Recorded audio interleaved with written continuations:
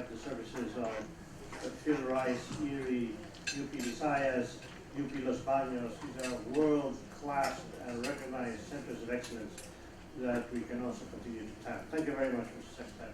Now we move on to NEDA with the question of how do we ensure that the proper data about the Philippines gets into the relevant international agencies and other bodies from which objective third-party assessors derive their data in making their comparisons about our country. Thank you.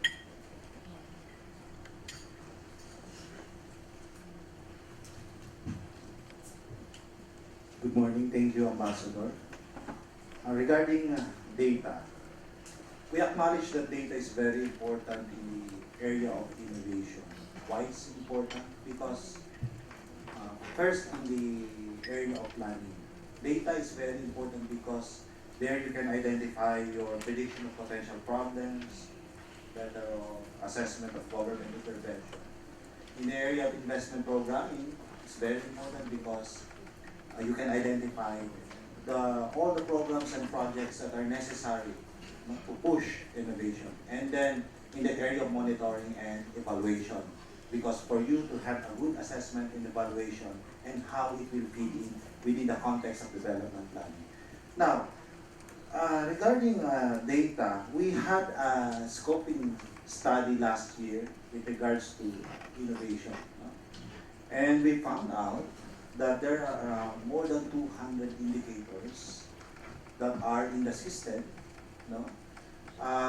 but they are not being captured currently in the current statistical system. So it's very important for us for this set of data to be captured in order to enrich the innovation ecosystem. Of course, if you lack this data, how can you be able to guide the policy formulation in the area of innovation if these are missing? Now, there are around 4 areas that we have identified where these data are found. One is in the administrative-based data. So, at present, for instance, there is no attempt to tap the financial statements of firms and government entities that are submitted to concerned government agencies. Surveys look for more efficient to gather STI-related statistics from the private sector.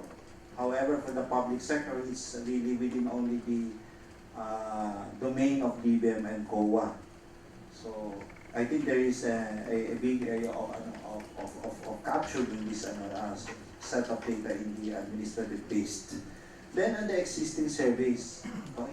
So in the existing surveys, we have the survey on innovation activities, and we would like to commend PSA for, conducting this kind of survey. But this only relates to the private sector. So we are not yet covering the entire public sector, the household, and NPI. Sorry.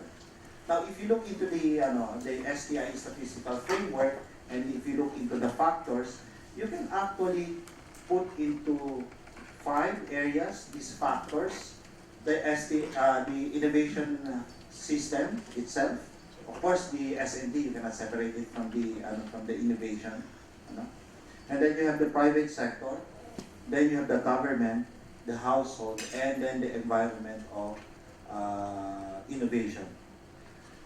Now, when it comes to linkage, collaboration within the economy, again, this is a challenge for us because there is a limited availability of these aggregated statistics by sectors or particular objectives when it comes to the linkages or collaboration with players in the STI sector.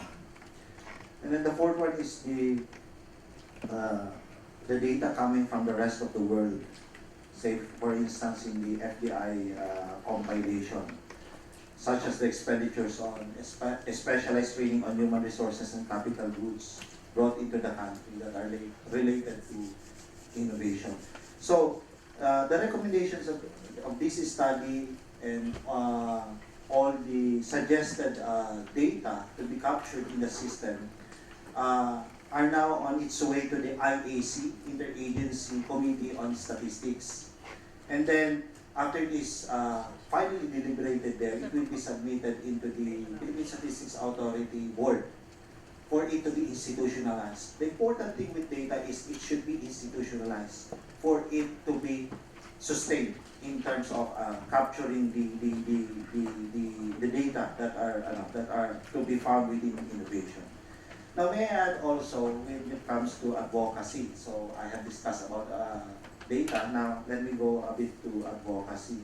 So for advocacy, we have several legislative agenda that are contained in the current Philippine Development Plan. As you all know, the current Philippine Development Plan is the first plan that is anchored on the long-term vision. And it gives priority to innovation. So we had, tomorrow in my presentation, there are around 50 bills pending in Congress supporting both directly and indirectly innovation. And so this is very important because if you would really like to sustain the momentum on innovation, then you have to have this kind of legislative pieces. Of course, the government should continue its community education program because advocacy is a big matter. There you can have the best buy-in of all stakeholders. Now, when it comes to good governance, I guess under the rules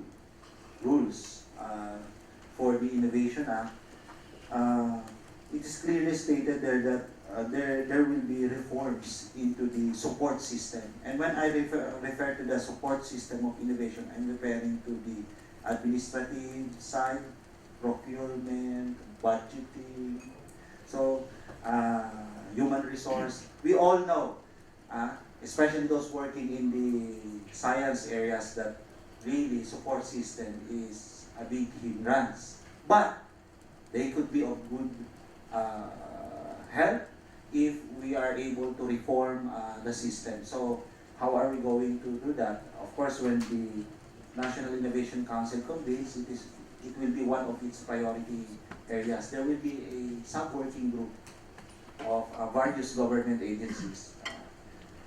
We have DBN, GPBB, CSC, PRC, and COA to discuss the various subsystems in order to make the system more flexible and allow innovation to breathe more.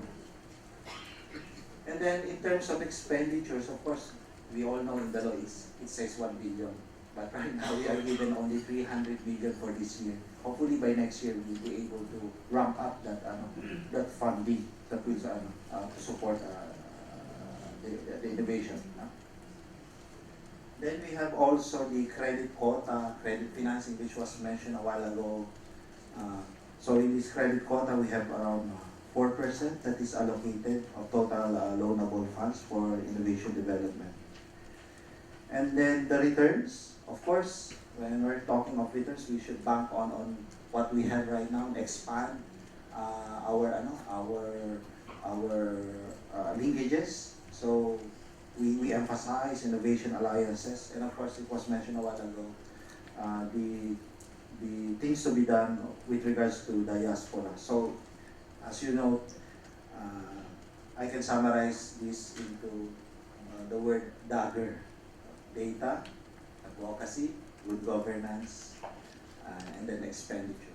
Dagger, because traditionally it's used as a weapon, so innovation is a weapon. It's a weapon of change. So it's a dagger. Thank you very much. Thank you very much, sir. I think NEDA plays an absolutely critical role in providing overviews that are used to assess our country, without which we would be unable to tell our full story through unbiased third-party assessments. Let me also add that this use of data is not an abstraction. It's not limited to fairly benign exercises like the WIPO GII. When I was in our Washington embassy, we had a colossal fight to keep the Philippines on the investment list of CalPERS. CalPERS is the California Public Employees Retirement System. It is the largest retirement system in the US, $360 billion. A lot of the fight revolved around whose data was accurate. No, this is a serious thing. Huh? The levels of public investment, the levels of healthcare. So, this is not an abstraction. This has real world consequences. Now, we shall move to Chet. Perhaps you can also enlighten us a little bit on the point of innovation and education, getting up the right innovation and educational environment, and touching upon what was observed about